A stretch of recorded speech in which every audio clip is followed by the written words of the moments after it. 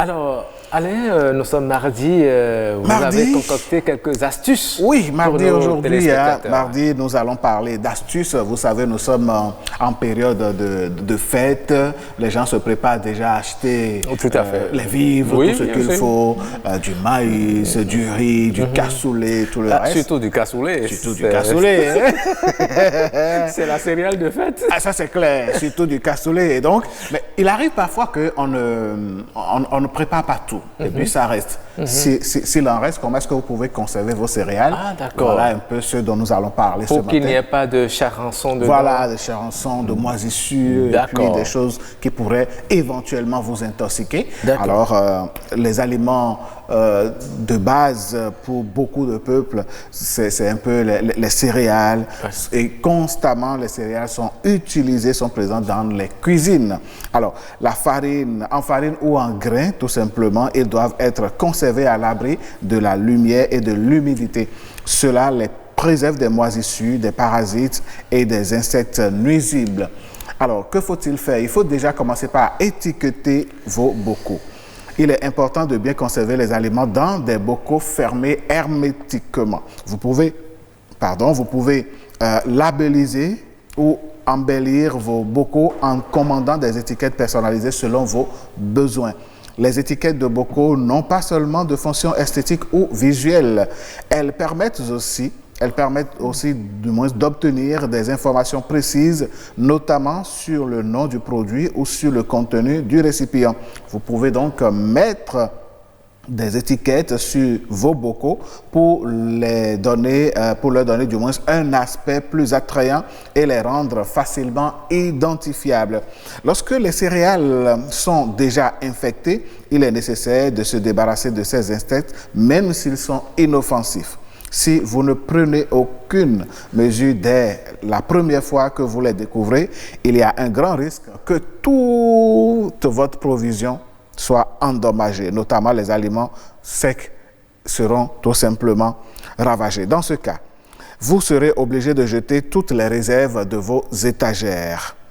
Il faut donc se débarrasser de vos provisions infectées et cela est une meilleure solution pour éliminer entièrement les aliments qui sont donc infectés. Il faut savoir que les œufs et les larves de ces insectes du moins, peuvent toujours persister dans vos placards, dans vos garde-manger.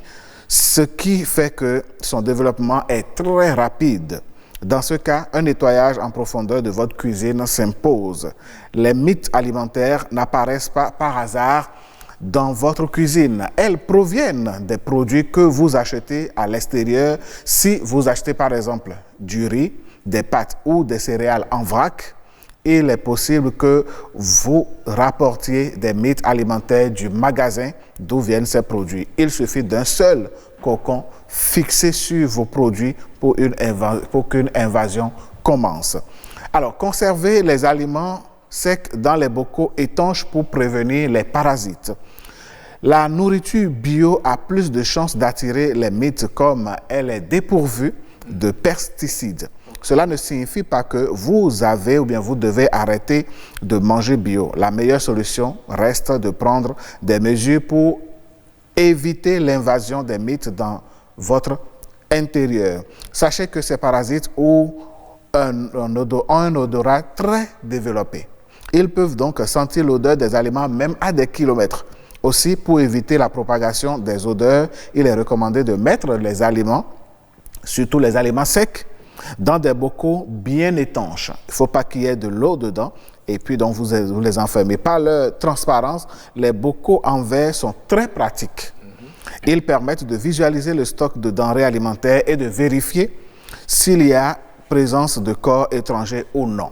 Voilà. Les produits secs comme les céréales, le riz, les pâtes, les fruits secs, la farine ou les biscuits secs peuvent être gardés pendant des mois dans les contenants en verre. Ainsi, afin de mieux les conserver, il est nécessaire de les mettre à l'abri de la lumière et de l'humidité. Les bocaux à fond carré sont les plus adaptés pour la conservation des aliments secs. Par ailleurs, pour éviter donc que ces mythes alimentaires envahissent vos produits conservés dans les bocaux, vous devez vous assurer que le couvercle ne laisse rien passer. En effet, il est possible que ces insectes puissent encore traverser le couvercle s'il est mal fermé et non jointé. Il est donc également déconseillé de conserver vos aliments secs dans un sac en plastique, par exemple, puisque les mites peuvent percer le sac en plastique et se retrouver donc dans vos denrées. Et bonjour les ravages. D'accord. Merci infiniment à vous, Alain Sotima. C'est moi. Vous nous avez permis de voir comment conserver les restes de céréales qu'on n'a pas utilisées pour la fête. Des haricots. Et surtout quand c'est conservé dans des bocaux transparents. On y voit clair. Ça vous permet de recharger quand il le faut. Tout à fait.